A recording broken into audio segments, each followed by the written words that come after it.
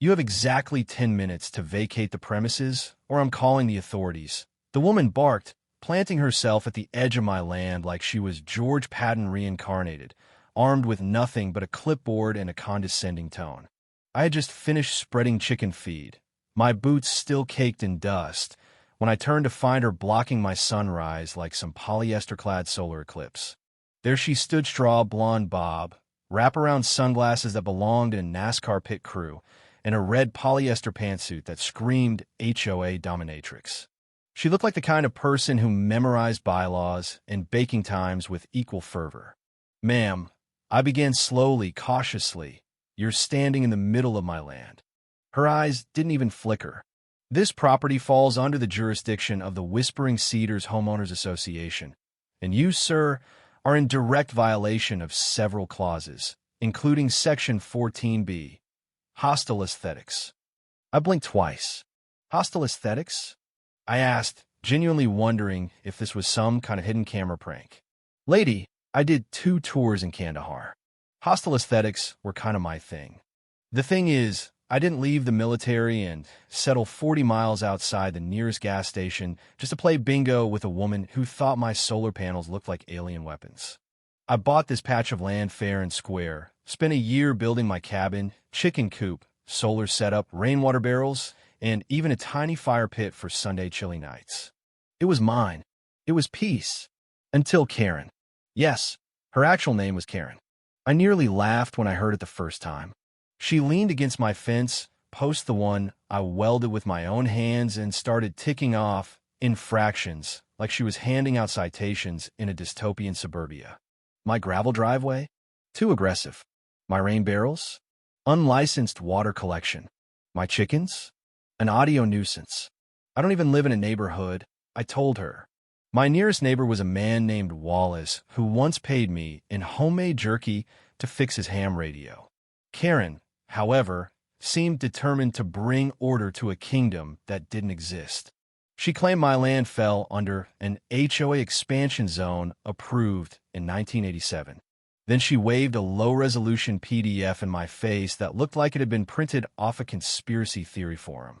"Ma'am," I said, peering at the watermark. "This document literally says Chuck E. Cheese in the corner." That night, I found an orange eviction notice duct taped to the seat of my ATV. It was typed in Comic Sans and signed by President K. Delling, acting authority of Whispering Cedars. I usually save moonshine for the weekend, but that night I made an exception. I cracked open a bottle Wallace gave me last winter and walked my perimeter in full camo, just to remind myself who was still in control. The stars were sharp. The air was still. My rooster, Cluck Norris, crowed at a tree stump like it insulted his mother. I should have let it go, but Karen had struck a nerve. Not because I was scared, trust me. I've seen worse in places that don't exist on maps, but because this woman was so obsessed with power, she invented an entire HOA to assert dominance over a stranger. The next morning, she returned with backup 2 women in identical powder blue windbreakers, each clutching a clipboard like it was a Bible. They stood at the edge of my property, whispering and pointing like they were planning a synchronized swim. I sipped my coffee on the porch and shouted, "The goat's name is Carl. He's made of fiberglass." That's when I made the call, dug through a locked case under my floorboards, and pulled out my old sat phone. The contacts were labeled Bear, Doc, Ghost, and Rico. We had a rule back in the day: if it gets weird, call in the weirdos. "Ro, answer on the 3rd ring." "You kill anyone yet? Or you want me to do the honors?" he asked. I told him the story. By the time I got to the part about the fake bylaws, he was laughing so hard I thought he'd drop the phone. "You always attract the crazy ones," he said. I gave him my coordinates. He said he'd be there in 2 days.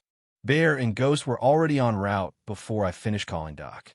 Rico, who'd once convinced a warlord to surrender by playing Yanni through loudspeakers for 72 hours, just texted me a thumbs-up emoji and started packing. Kara didn't see it coming. She posted a photo of my land in a local Facebook group, captioned, "Possible militia compound forming. Stay tuned." It got over 400 shares in 6 hours. People started driving by to gawk. One guy tossed a Red Bull in my yard and shouted, "We support the revolution." By noon on the third day, the convoy arrived. Bear rolled in with a camo-wrapped F-250, flags flying. Rico followed in a matte black SUV that looked like it belonged to a secret agent. Ghost and Doc shared an unmarked van with satellite dishes on top and a bumper sticker that read, "Trust no one." Karen had set up camp again, this time in a collapsible lawn chair with binoculars and a fanny pack. She stood as my crew disembarked, her mouth opening slightly as men in boots, camo, and sunglasses stepped out with the casual authority of guys who could run a covert op in their sleep. Bear lit a cigar. Rico opened his trunk and began unloading label boxes. Doc pulled out a foldable medkit and, inexplicably, a rubber chicken.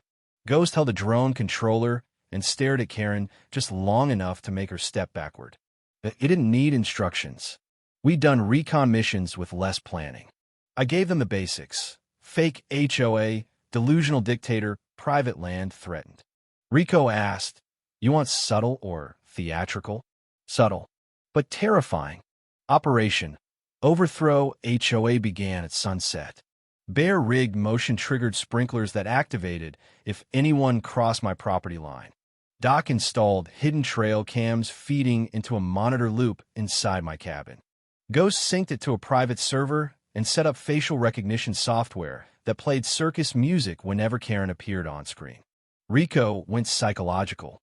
He printed fake HOA documents with absurd rules. Wind chimes must harmonize in E-flat. Only residents named George could mow lawns on Tuesdays, and chickens must wear bandanas. He stuffed one into Karen's mailbox with a note marked, "Urgent Compliance Review." We watched her from a drone feed, flipping the document, mouthing the words E-flat major, like she was decoding the Enigma machine. Rico posted flyers for a fake community meeting at the local park. Free snacks it promised. Agenda: HOA reform and justice initiatives. Karen showed up 30 minutes early with a 3-inch binder. We hijacked the meeting with Doc reading our fake bylaws into a PA system while playing kazoo renditions of patriotic songs. Rico posed as a concerned citizen and asked about llama restrictions. Another man questioned drone bees. Karen spiraled. Turns out she had a pattern.